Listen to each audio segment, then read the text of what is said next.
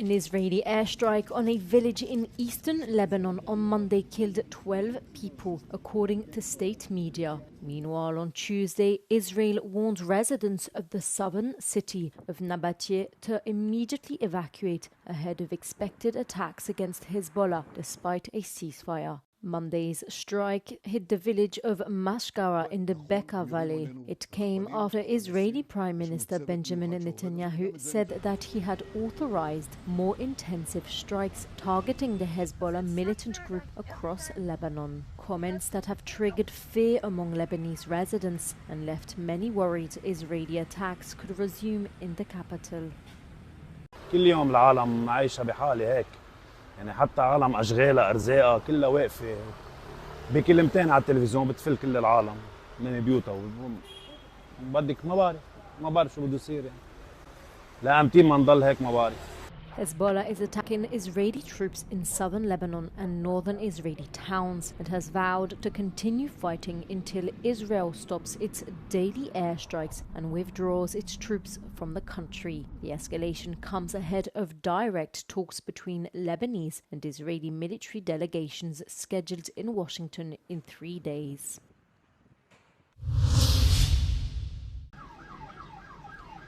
At least 4 people have been killed, including 2 children, after a train collided with a school minibus on Wednesday in the Belgian town of Buchenhout.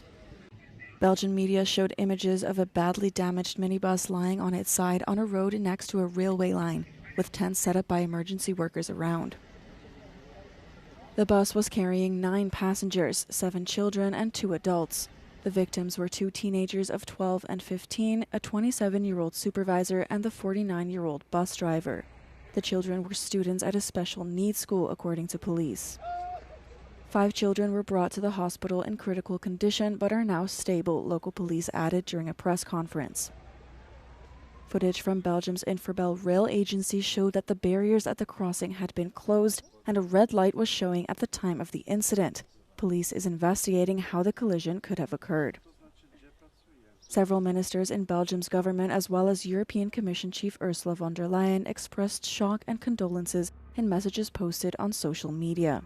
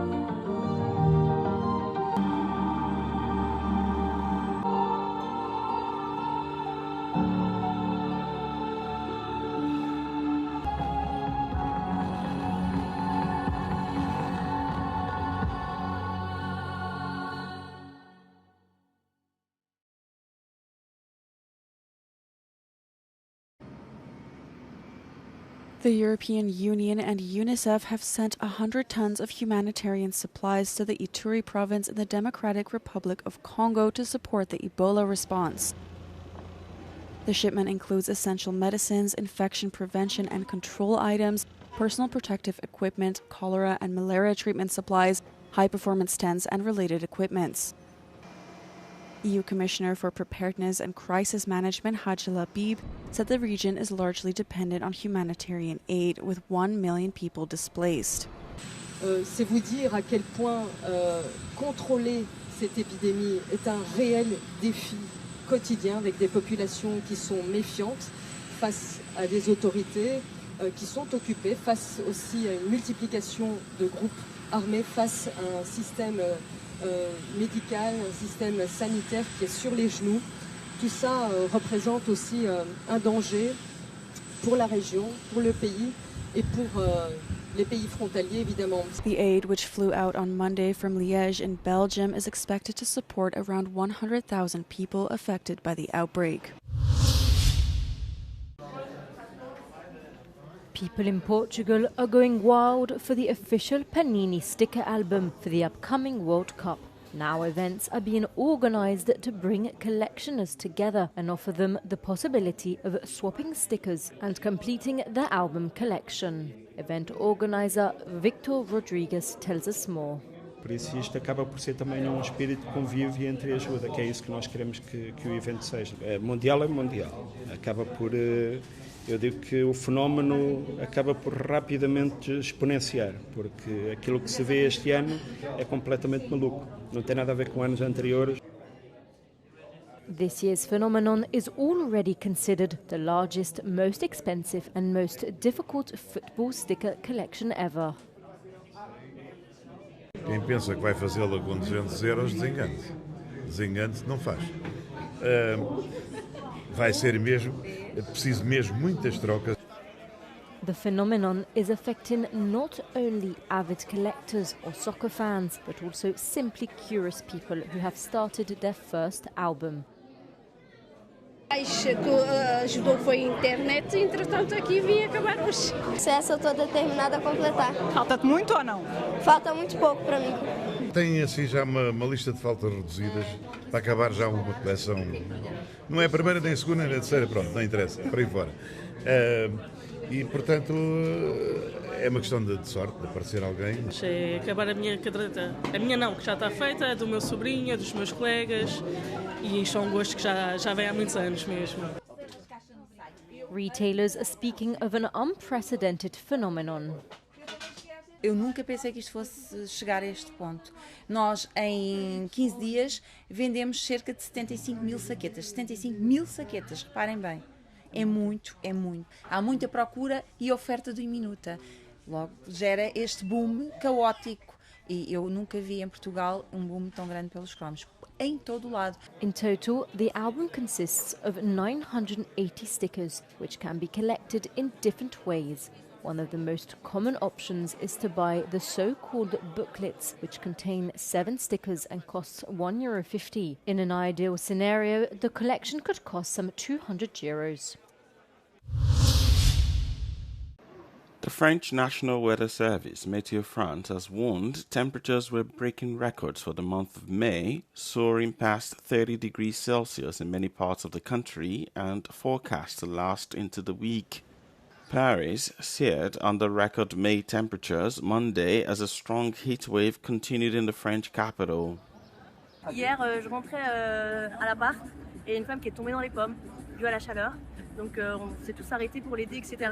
Mais on pense toujours que ça serait assez proche, etc. Ce qui est très important. Mais faut pas oublier aussi les gens qui sont juste autour de nous, nos voisins, les gens, même les personnes âgées qui sont dans la rue et qui font leur petite balade par moment sans se soucier du soleil, mais ils devraient. Le seul avantage, c'est que plus on aura de canicule maintenant, plus les gens feront peut-être des efforts. Donc voilà, on essaie de rester optimiste. Many Parisians and visitors were seen either taking to sunbathing or sheltering in the shade as the city reached highs of more than 33 degrees Celsius. Definitely makes me realise that it's happening everywhere. So in Australia we have a lot of bushfires or floods, quite often at the same time, just in different parts of the country. And I suppose when you come overseas so far away, it's 26 hours to get here from Melbourne, you realise that, yeah, it really is the whole planet that's affected. It's not just us in our little island tucked away. Experts say unprecedented and deadly weather extremes that sometimes strike at abnormal times and in unusual places are putting more people in danger. 4 years ago, Qatar was at the center of the football world. Now, attention is turning to 2026, and another FIFA World Cup is set to kick off. But before the spotlight shifts, people here in Qatar are still talking about 2022. The fans, the atmosphere, the feeling the whole world fit into one small country for an entire month. And now the question is, what part of that legacy carries on to 2026? In a sea of football fans, one stands out. Always dressed for the occasion, Mohammed Mirza is a spectacle for spectators. Like many fans, he remembers the ease of movement and hospitality that welcomes supporters from everywhere. It was free transport and the stadiums was very close together. During one day, you can watch 2 games. I did by myself, and it was really, really the best World Cup. Now, as preparations ramp up for the next World Cup, some of the lessons from Qatar are traveling too, a testament to FIFA's confidence in the tiny Gulf nation. The expertise, but more than that, the commitment and the passion and the heart of all the people in this venture is absolutely amazing. The high praise from FIFA resulted in the signing of a memorandum of understanding for Qatar to support the delivery of the next World Cup. You just announced this week that you're partnering with FIFA. What kind of expertise are you sharing with host cities? FIFA is a very, very valuable partner for the Supreme Committee for the country of Qatar. We have people already working there since over a month now. So we have venue managers, we have media operations, we have security personnel as well, we have transportation people. So it's a lot of different functional areas. But this year will be undoubtedly different. Given the new format, what are you most looking forward to in 2026? Personally, I think increasing the number of teams is a good idea. We will see from a technical perspective how it will end up. But from a spectator experience, fan experience, from a cultural, social perspective, is very, very important that all these people mingle with each other, meet each other, see each other's culture, which is the power of football. The impact of Qatar 2022 is still being felt here in the stadiums, the metro, and the way this country sees itself on the world stage. As North America gets ready for 2026, many will be wondering what lessons from Qatar will make the journey across the Atlantic. Adil Halim, Euronews, Doha.